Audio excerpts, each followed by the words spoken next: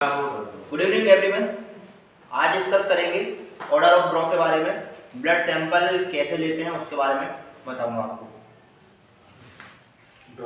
बहुत सारी ऐसी जांचें जो होती है, इसमें फास्टिंग कंपलसरी होती है, कितने टाइम की फास्टिंग लेना है वो भी बहुत जरूरी रहता है। जैसे अपन शुगर का ही है, शुगर जो है फास्टिंग आपने सुना होगा। दूसरा पीपी सुना होगा, पोस्ट प्रेंडियल।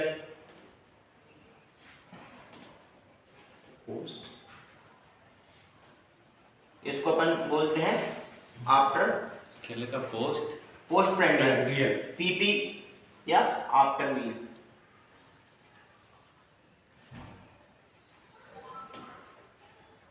शुगर तो वैसे देखा ही होगा, क्योंकि ज्यादातर क्या रहता है, बहुत सारे लोगों को शुगर रहती है तो उनको इसके बारे में पता होता है हमें कैसे सैंपल देना है। लेकिन कोई नया पेशेंट अगर आता है तो हमें उसके लिए बताना बहुत जरूरी रहता है। जैसे फास्टिंग में आपको पता होगा टाइमिंग कितना रहना चाहिए। फास्टिंग 8 से 12 घंटे की फास्टिंग इसमें जरूरी है। दूसरा पोस्ट प्रेंडियल आफ्टर मील, जैसे अपन ने खाली पेट सैंपल दे दिया सुबह, आजकल क्या है लेबोरेटरी 24 घंटे खुली रहती है, लेकिन अपन जैसे सुबह का सैंपल देंगे तो 7 से 10 बजे के लिए 7 से 10 का टाइम बहुत अच्छा रहता है फास्टिंग का। तो अपन सुबह सैंपल देंगे 7 से 10 के बीच में।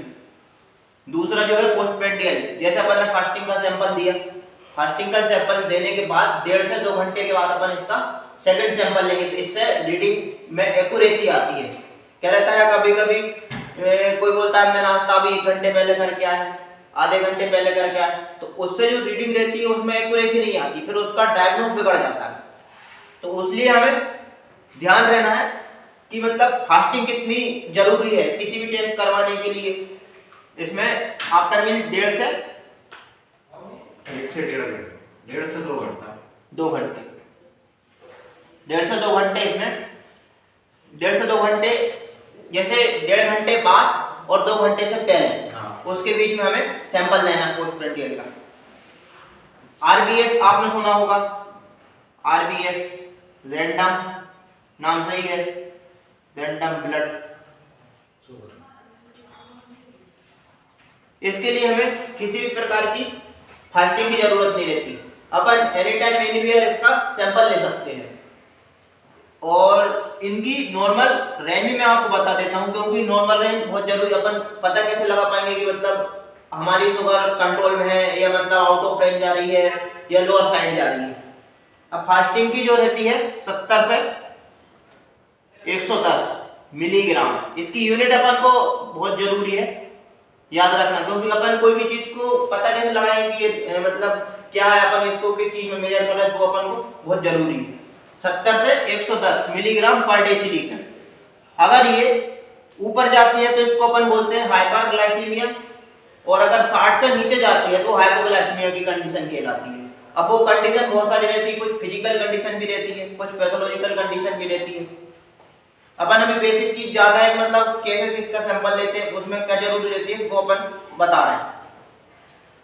आरबीएस जो है less than 160 milligram per decilitre, इसकी नॉर्मल रेंज है, किसकी, आरबीएस की।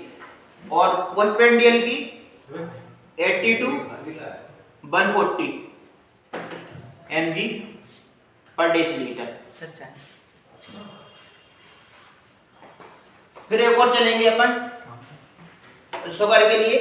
एवरेज ये सब मैंने बता दिया आपको, 3 फास्टिंग, पीपी, आरबीएस। नेक्स्ट अपन चलेंगे एवरेज शुगर जो है HbA1c। ये जो है एक सबसे अच्छा पैरामीटर है, इससे हमें क्या पता चलता है कि ये हमारी शुगर जो है कंट्रोल में है या नहीं। ये जो है एवरेज 3 मंथ की शुगर बताता है क्या है। अब जैसे fasting, PP, RBS, post prandial जो है अब क्या रहता है, कभी अपन ने फास्टिंग करा ज्यादा टाइम का होगा तो उसमें रीडिंग लोअर साइड चली जाती है, अगर कुछ स्वीट वगैरह ज्यादा खा लिया तो हायर साइड चली जाएगी। तो अपन एकदम कोरिलेट नहीं कर पाएंगे रिपोर्ट के, मतलब किस तरीके से मतलब हमारी शुगर आज कल करवाई कल कुछ आई।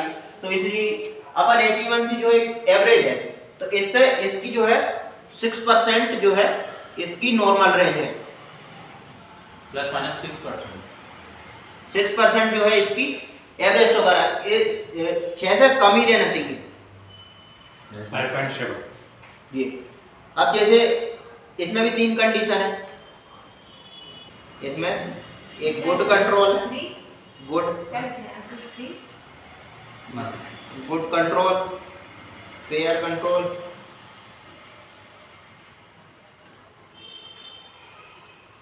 And poor control.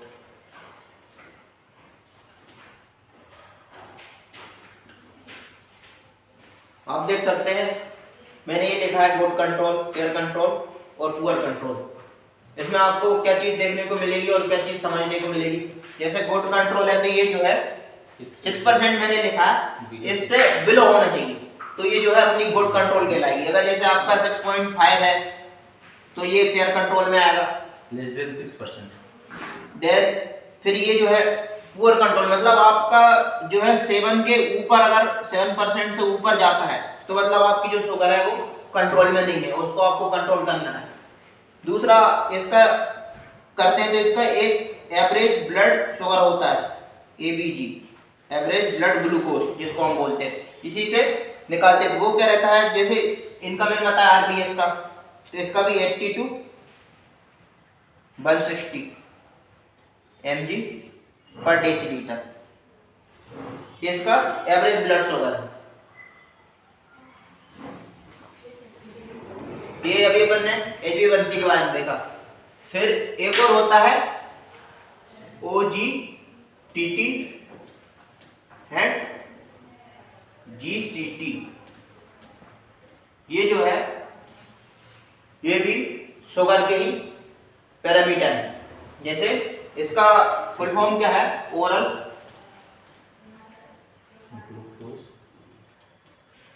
Glucose tolerance test, और ये है ग्लूकोज चैलेंजेस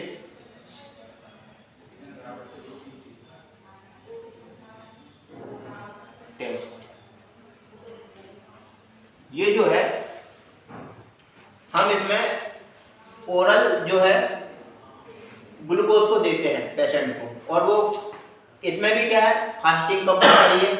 OGTT में फास्टिंग का रीडिंग लेंगे, फिर उसके बाद अपन क्या करेंगे, पेशेंट को 75 ग्लूकोज देंगे, उसके बाद उसका 1 घंटे बाद सैंपल लेंगे, उसके 3 सैंपल लेते हैं, first second third. Liquid oral जो पाउडर रहता है जो आपने देखा होगा ग्लूकोन डी के नाम से आता है, तो उसको 75 ग्राम अपन जो है तोल के पेशेंट को 1 गिलास पानी में, सादा पानी जो रहता है उसमें डिजोल्व करके देते हैं, और फिर 1 घंटे बाद उसका सैंपल लेते हैं। उसमें अपन देखते हैं कि उसने कितनी एब्जॉर्ब करी है, तो उससे हाँ ग्लूकोज चैलेंज टेस्ट। इसमें फास्टिंग कंपलसरी नहीं है GCT में, ग्लूकोज चैलेंज टेस्ट में। ये इस तरीके से मैंने आपको बताया ग्लूकोज मतलब कि शुगर के सैंपल के लिए कौन कौन से सैंपल लिए जाते हैं, क्या उसकी नॉर्मल रीडिंग होती है, कैसे उसका सैंपल लेते हैं, कितनी फास्टिंग उसमें रिक्वायरमेंट रहती है। 3 सैंपल लेते हैं 1 घंटे करके, हाँ 3 सैंपल लेते है ना। ये कंडीशन बताती है absorption, hyper and hypo glycaemia.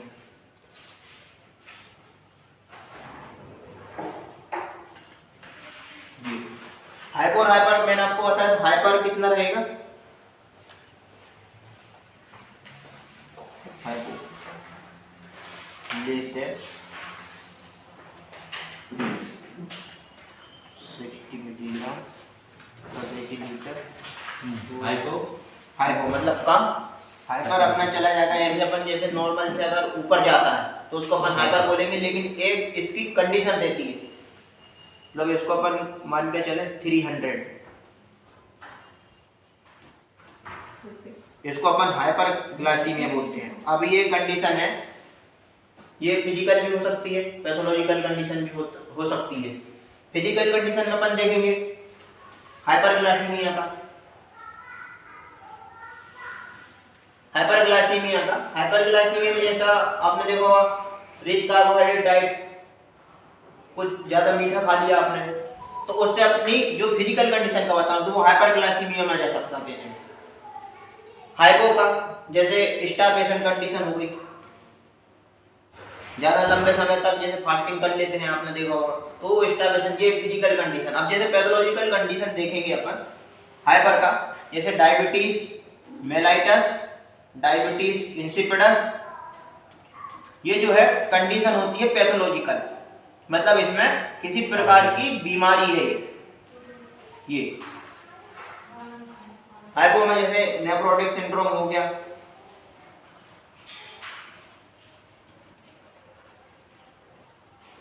Nephrotic syndrome हो गया, माल एब्जॉर्प्शन हो गया। नेफ्रोटिक है? हाँ, नेफ्रोटिक माल एब्जॉर्प्शन का ये आया, मैंने अभी आपको बताया था। माल एब्जॉर्प्शन का मतलब आप जो भी चीज ओरल हो या सेमी सॉलिड फॉर्म में ले रहे हैं तो वो कितना एब्जॉर्ब हो रहा है, तो वो भी डिपेंड करता है मतलब कितना हो रहा है। स्टारवेशन है, लंबे समय से मतलब हाँ। अभी अपन ने देखा शुगर का सैंपल, अब देखेंगे लिपिड का सैंपल। लिपिड के लिए भी अपन क्या रहता है, मैं थोड़ा स्टारवेशन में क्वेश्चन आ रहा हूं, स्टारवेशन में नेफ्रोटिक सिंड्रोम नहीं, ये पैथोलॉजिकल कंडीशन है, ये जो है फिजियोलॉजिकल कंडीशन है। हाँ वही फिजियोलॉजिकल कंडीशन, ये जो है और फिजियोलॉजिकल कंडीशन है, ये जो है पैथोलॉजिकल कंडीशन है। ये डायबिटीज की वजह से आपको आ रहा है क्या क्या साथ में नेफ्रोटिक सिंड्रोम और वो आ रहा ना पावर जिम में आ रहा जी सर, फिजियोलॉजिकल। गरीब गरीब के लिए हैं। गरीब के लिए है, लंबे समय तक फास्टिंग है, उपवास ज्यादा समय तक। आपने देखा होगा ये स्टारवेशन की कंडीशन जो आप देखेंगे, हाइपोग्लाइसीमिया की कंडीशन, जैसे बड़े बड़े त्योहार है जैसे नौ दुर्गा के टाइम पे आपने देखा होगा लंबे समय तक उपवास रखते हैं, उस कंडीशन को अपन स्टारवेशन बोलते हैं। बहुत समय तक उसने कुछ खाया नहीं पिया नहीं, तो उसमें क्या रहता है कि शुगर का लेवल कम हो जाता है। ये जो है 3 माल एब्जॉर्प्शन, माल न्यूट्रिशन, हाँ, ये जो है 3 जो आपको दिख रही है, ये जो है पैथोलॉजिकल कंडीशन है। नेफ्रोटिक सिंड्रोम आ गया मतलब आपके नेफ्रॉन से, नेफ्रॉन किडनी से संबंधित। अब अपन चलेंगे लिपिड के लिए, इम्यूनो में T3 T4 TSH थायराइड के लिए। लिपिड में 12 से 14 घंटे की फास्टिंग, 12 से 14 घंटे की फास्टिंग उसमें कंपलसरी है लिपिड प्रोफाइल के लिए। उसमें क्या है, रिजल्ट एकदम सही आएगा अगर आप सही समय और सही तरीके से अगर आप सैंपल लेंगे तो रिपोर्ट सही आएगी। क्या रहता है, कई बोलते हैं मैं एक अभी खाया था 2 घंटे पहले, आधे घंटे पहले खाया था, सैंपल दे देता हूँ। इससे क्या रहता है कि वो अपनी उस चीज को छुपा लेता है, मतलब जो उसको नहीं छुपाना चाहिए, सही सही बताना चाहिए उसको, तो वो चीज छुपा लेता है, फिर रिपोर्ट में निकल के आता है तो उसका एकदम डायग्नोस चेंज हो जाता है।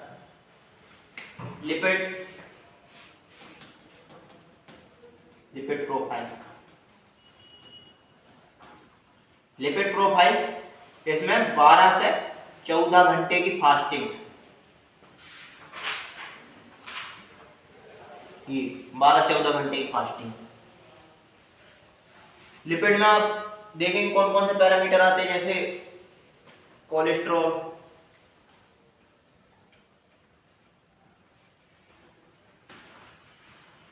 ट्राइग्लिसराइड, HDL, LDL, VLDL और रेशियो, SDL, VDL में। अब अपन थोड़ा क्या है, ज्यादा डिटेल में जाएंगे तो ज्यादा टाइम लग जाएगा। ये रेशियो है, ये जो आप देख रहे हैं ये लिपिड प्रोफाइल के पैरामीटर है जो हम रिपोर्ट में देते हैं। कोलेस्ट्रॉल अब जैसे है, इसकी नॉर्मल रेंज कितनी रहती है, 150 से 220 mg नॉर्मल हाँ? Normal range. ये जो मैं इधर साइड लिख रहा हूँ राइट हैंड साइड, ये जो है आपकी नॉर्मल रेंज है। इसकी 80 से 150।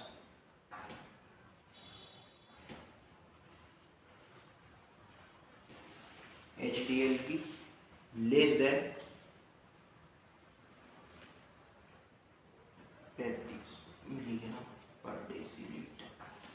इसको हम गुड कोलेस्ट्रॉल बोलते हैं HDL को, LDL को बैड कोलेस्ट्रॉल बोलते हैं, है ना।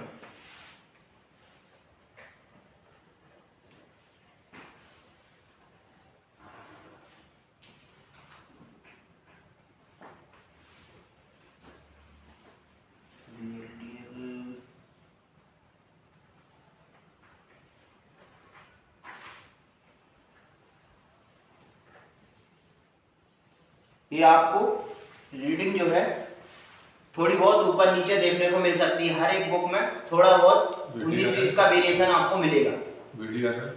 VDRL VLDL very low density lipoprotein, low density lipoprotein, high density lipoprotein, ये इसके फुल नाम है। अपन रिपोर्ट में शॉर्ट इसलिए लिखते हैं क्योंकि उसमें स्पेस ज्यादा हो जाएगा। ये जो है very low density lipoprotein, lipoprotein LI मैं लिख देता हूँ इधर। High density lipoprotein, low density lipoprotein, ये वेरी लो डेंसिटी लिपोप्रोटीन, ये जो है लाइपोप्रोटीन। इसमें बहुत सारे आप देखेंगे, अगर अपन जैसे अगर अंदर जाते जाएंगे तो अपन को बहुत सारी कुछ चीज देखने को मिलेगी। लिपोप्रोटीन बेस में भी आप देखेंगे तो फिर इसमें फास्फोलिपिड आ जाएगा, ग्लाइकोलिपिड आ जाएगा, तो बहुत सारी चीज है जो मतलब अपन जितना अंदर जाएंगे उतना अपन को मजा भी आते जाएगा और अंदर भी जाते जाएंगे टाइम भी लगता जाएगा। ये लिख लिया हुआ है ना रेशियो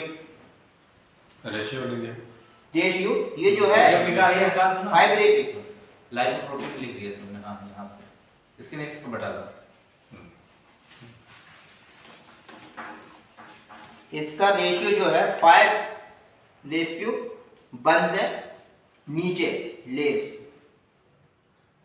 देन, ये जो है सबसे अच्छा माना जाता है। मतलब इससे नीचे अगर रहेगा तो इसका रेशियो अच्छा माना जाएगा, और ये ऊपर जाएगा तो मतलब रिस्क फैक्टर की ओर अपन जा रहे हैं। इससे अपन को कार्डियक के चांस है, कार्डियक 100। इससे नीचे रहेगा तो ये इसका रेशियो अच्छा माना जाता है। अगर जैसे ये 7.1 गया ये डेंजरस जोन में जा रहा है अपन, डेंजरस लेस देन 5:1 इज हाँ इज गुड, ठीक है। रेशियो मतलब कौन सा रेशियो? इनका सबका मीन निकलता है सर, मीन। जैसे ये इसका HDL हो गया, LDL VLDL, तो इनका रेशियो रहता है। तो रेशियो निकालने के लिए अपन को फॉर्मूला लगाना पड़ता है। तो अब आजकल क्या होगा, फॉर्मूला ऑटोमेटेड हो गया, तो अपन इसको जैसे इससे करेंगे, इसको इससे करेंगे, तो ये जो है एक रेशियो निकल के आता है। वो अपन को दिखाता है, मतलब आपकी जो रिपोर्ट है इसमें रेशियो किस ओर जा रहा है, मतलब सही है या नहीं। HDL लेस देन 35 रहेगा तो इसको अपन बोलते हैं गुड कोलेस्ट्रॉल। ये अगर बड़ा भी होगा ना तो नुकसान नहीं है। लेस देन 35 चाहिए ना, अगर 35 ज्यादा हो तो जो वाइट कोलेस्ट्रॉल, ठीक है। इनका क्वेश्चन का सॉल्यूशन दे दीजिए जी बताइए। 35 से ऊपर हुआ तो क्या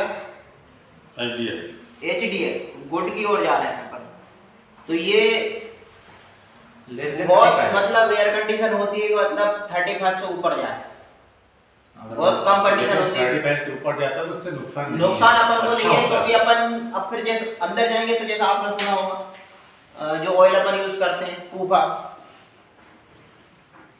पॉलीअनसैचुरेटेड फैटी एसिड, ये क्या रहता है, जैसे आर्टरी है अपनी, तो उसमें जैसे इसकी मात्रा अगर ज्यादा होती है, खैर अब तो प्यूरिफाई जो है ना पूफा, पॉली अनसैचुरेटेड फैटी एसिड जो है स्टोर नहीं होता। पहले के जमाने में क्या था कि जो स्टोर होता जैसे आर्टरी इसमें इस तरीके से ऐसे जम जाता था, तो अब जैसे ब्लड इसमें फ्लो होगा जैसे आरबीसी ये है इस तरीके, इसका जो साइज है वो कम हो जाएगा, तो ब्लड फ्लो अगर ज्यादा होगा तो स्ट्रोक आने के चांस ज्यादा है, कार्डियक शॉक आने के ज्यादा चांस है। तो इसलिए इनने डाइट में जो आजकल जो तेल आ रहे हैं वो पूपा के नाम से आ रहा है, पॉली अनसैचुरेटेड फैटी एसिड। ये जो है बॉडी में डिसॉल्व हो जाता है, मेटाबॉलिज्म जैसे अपन ज्यादा वर्क हार्ड वर्क करेंगे या कुछ तो वो जो है यूटिलाइज हो जाएगा।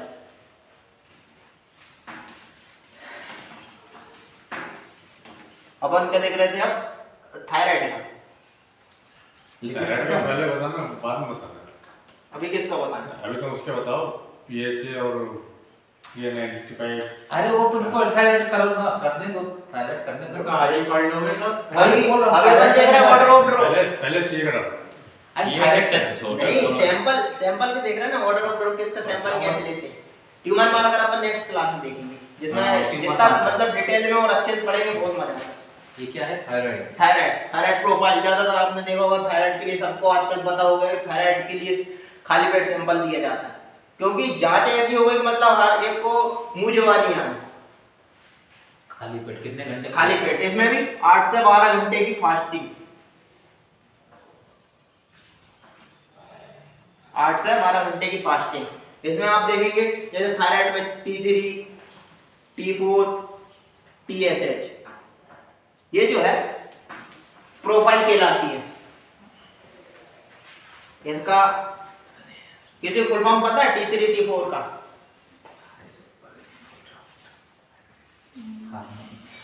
ये हार्मोन्स है, पिट्यूटरी ग्लैंड द्वारा सीक्रेट होते हैं। अरे नाम भूल रहा हूं मैं। 3 और 4 नाम क्यों दिए? क्या क्या 3 और 4 नाम क्यों दिए? पहले उसका 3 और 4 इसमें जो थायराइड अपनी ग्लैंड रहती है, जो थायराइड ग्लैंड आपने देखी होगी, यहाँ पे जो आयोडीन जो रहता है, आयोडीन का जो बॉन्ड बनता है, जैसे अगर ये बाइंड होता है 1 से तो 1 आयोडीन कहलाएगा, अगर 200 होता है तो 2 कहलाएगा, और 3 से जो बाइंड होता है जैसे आयरन ये है आयरन की, तो ये इस तरीके से ऐसा करके बाइंड होता है, इसलिए अपन इसको बोलते हैं tri iodo, tri iodo iodo thyronine.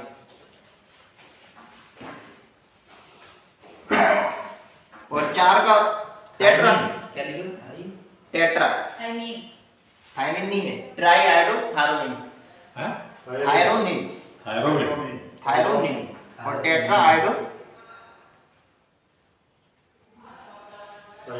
Thyronine.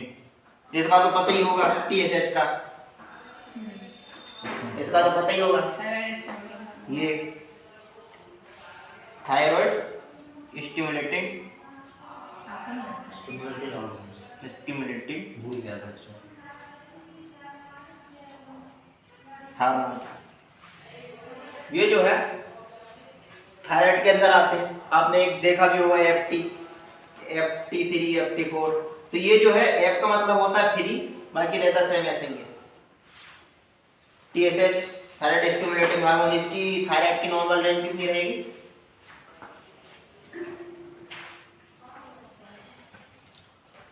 Less than इसका थायराइड का अच्छा, लेस देन 4.5 नैनोग्राम पर लीटर, है ना।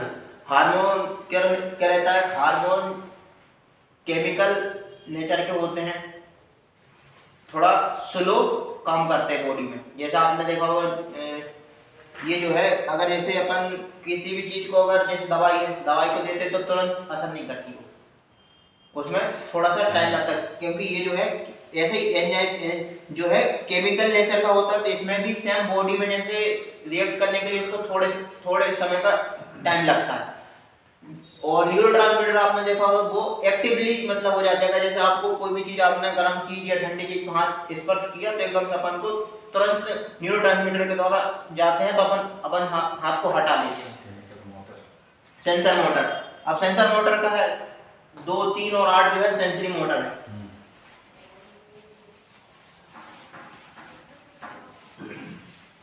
और ये जो है थायराइड 8 से 12 घंटे का हो गया। फास्टिंग इसके लिए अपन जब जैसे सैंपल लगाते हैं तो इसके लिए अपन प्लेन ट्यूब जो है, प्लेन ट्यूब, ये सुना होगा प्लेन ट्यूब या रेड टॉप ट्यूब, जो वायल होती है वायल, उसमें अपन सैंपल को कलेक्ट करते हैं और इसका सैंपल अपन को सेंट्रीफ्यूज करने के बाद लगाना है और इसकी जो रीडिंग आती है फिर अपन वो देते हैं। जैसे इसमें भी सेम वही कंडीशन रहती है, हाइपर और हाइपो की। अब क्या रहेगा? बस आज तो कल लेके पेशेंट नहीं अभी मेरे मतलब हम लोग नहीं अब वो नहीं क्लास तो नहीं अभी वो जो आप ट्यूब लेके आते हैं लाल कलर वाले ऊपर ढक्कन रहता है, ब्लू रहता है, येलो रहता है, उसके उसका क्या मतलब होता है? ऑर्डर ऑफ ड्रॉ अपन ये सब, मुझे नहीं मालूम था। हाँ जैसे अपन ने सब चीज की बात कर रहे हैं ऑर्डर ऑफ ड्रॉ में, अब अपन उस चीज को जानेंगे जिसमें हम किस टेस्ट का सैंपल कौन सी ट्यूब में कलेक्ट करेंगे, ये है ना। उसको बोलते हैं एंटीकोगुलेंट,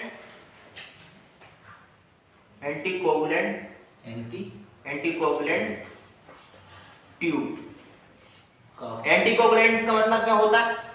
एंटी का मतलब होता है प्रति और उसको कोगुलेंट का मतलब क्या होता है? कोगुलेशन, ठीक है है ना।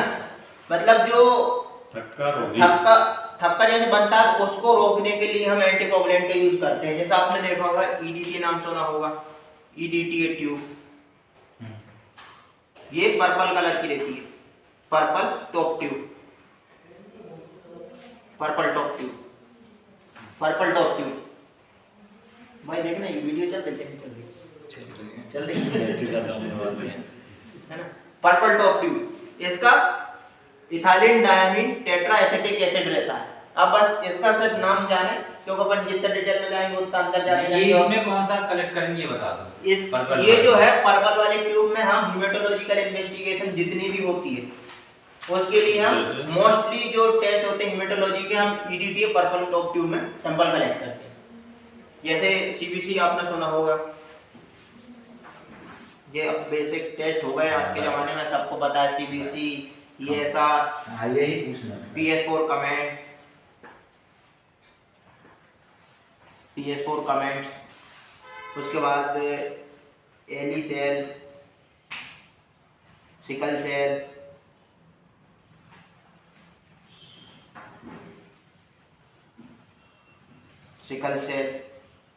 एनीमिया प्रोफाइल, मतलब इसको कहेंगे एनीमिया प्रोफाइल। बस अब दूसरा बता दो, लाल वाला एनीमिया प्रोफाइल। इसमें हम ये वाले टेस्ट के लिए सैंपल को कलेक्ट करते हैं। इसमें क्वांटिटी जो है 2 ml हमको सैंपल को कलेक्ट करना है। 2 ml, हाँ, और 2 ml सैंपल कलेक्ट करने के बाद इसको इमीडिएटली अपन को इन्वर्सन मतलब मिक्स करना है 3 से 4 बार, क्योंकि इसमें जो प्रेजेंट एंटीकोगुलेंट है उसको क्लॉट होने में रोकेगा। ठीक है। और लाल वाला बता दो, पीला वाला किसी ने सर बोले कौन से किसमें निकालो, फिर अपन लोग ईडीटी मैंने बता दिया, ईडीटी हो गया। हाँ, प्लेन जिसको हम रेड टॉप ट्यूब बोलेंगे, रेड टॉप ट्यूब, ये पर्पल। इसमें कितना निकालते हैं रेड टॉप वाले में? रेड में इसकी मैक्सिमम कैपेसिटी जो है 5 ml तक रहती है। मैं निकालना है। हाँ, इसमें हम कर सकते हैं 2 से 4 ml के बीच में, 2 से 4 ml के बीच में हमें सैंपल कलेक्ट करना है।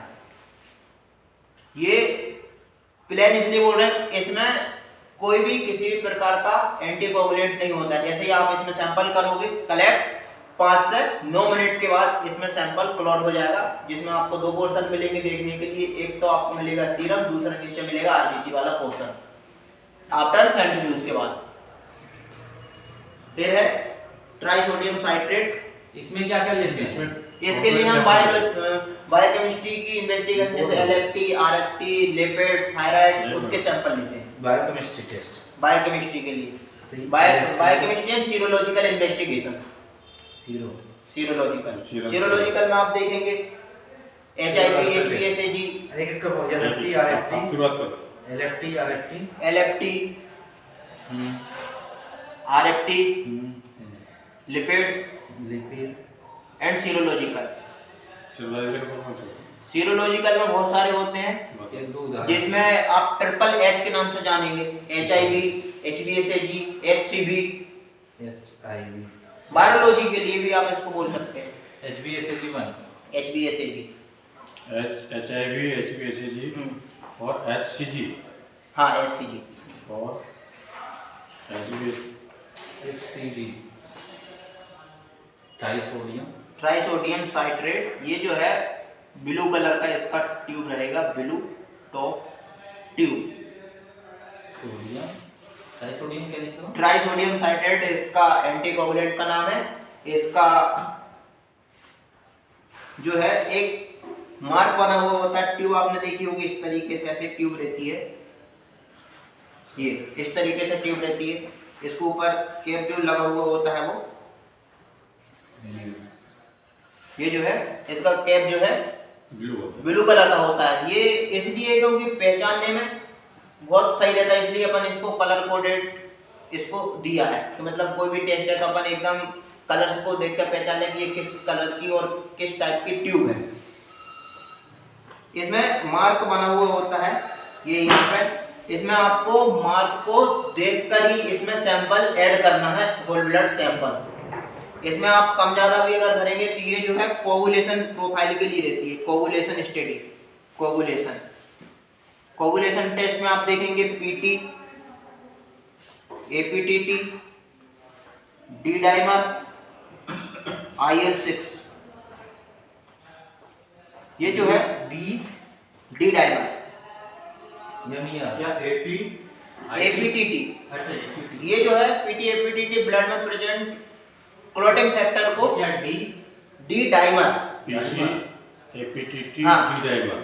डी डाइमर IL-6 इंटरल्यूकिन 6 और D dimer APTT activated partial thermoplastin time और पीटी का है प्रोथ्रोम्बिन टाइम। ये जो है क्लॉटिंग फैक्टर होते हैं ब्लड में, 30 क्लॉटिंग फैक्टर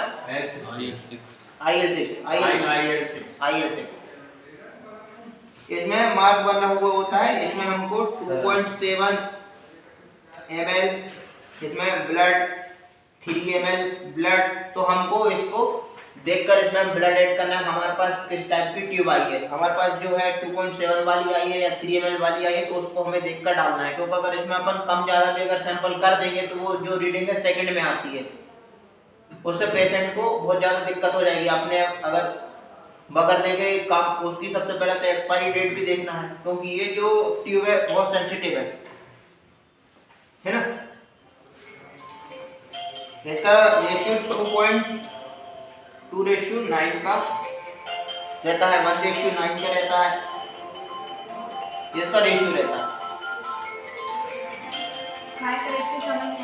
इसके अंदर प्रेजेंट एंटीकोगुलेंट जो मैंने लिखवाया ना ट्राइसोडियम साइट्रेट, इसका ये रेशियो है 2:9 कोगुलेंट ट्राइसोडियम। रेशियो क्या था? 2.9 ये लो आपने देखा होगा, इसको हम बोलते हैं SST। SST मतलब सीरम सेपरेट ट्यूब, जो इम्यूनोलॉजिकल टेस्ट होते हैं SST। और एक होती है सीरम सेपरेट टेस्ट, हाँ SST serum separate tube, separate और दूसरी होती है ACD। ये जो है आप देखेंगे दो ट्यूब आपको देखने को मिलेगी। एक येलो जो है हम जैसे आउटसोर्स सैंपल टेस्ट करवाते हैं उसके लिए हम येलो ट्यूब में लेते हैं, क्योंकि इसके अंदर एक जेली रहती है जो हमें आरबीसी को लाइव होने से बचाती है, इसलिए हम इसका नाम देते हैं SST सीरम सेपरेट ट्यूब। दूसरा है ACD एसिड साइट्रेट डेक्सट्रोज, ये जो है ब्लड बैंक में यूज होती है। Acid blood bank acid citrate dextrose, हाँ एसिड साइट्रेट डेक्सट्रोज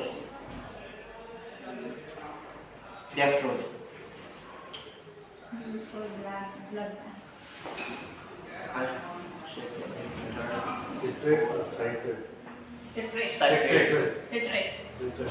मतलब बोलने का रहता है थोड़ा सा। समझ गया सर। तो ये जो है ऑटोफ्लो की ट्यूब है जिसका सैंपल कौन से उसमें कलेक्ट करते हैं। ये जरूरी था मेरे लिए, क्योंकि कभी-कभी निकालना पड़ता है तो भूल जाते किस में निकालना है। चलिए तो आज की क्लास में इतना ही करेंगे। नेक्स्ट क्लास में कौन सा टॉपिक रखें?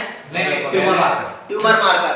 तो नेक्स्ट क्लास में अपन रखेंगे ट्यूमर मार्कर। एक टाइम जरा तुम टाइम टेबल बना 4 बजे सबका और और 4 बजे फिक्स 4 बजे फिक्स। 4 मतलब 4 चलिए तो क्लास को करते खत्म। और सिर्फ